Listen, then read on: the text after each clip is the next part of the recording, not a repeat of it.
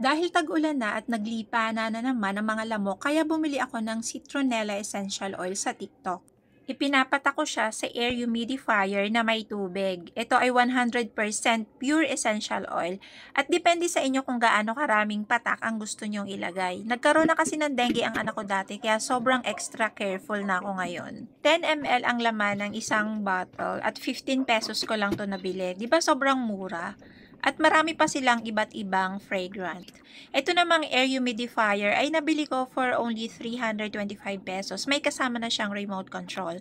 7 LED lights color, tapos 500 ml yung capacity niya, at 5 to 7 hours ang working time. Pwede niyong palakasin yung mist or buga ng usok. Ay nako, sobrang nakaka-relax at nakakagana magtrabaho pag ang bango ng working area ko.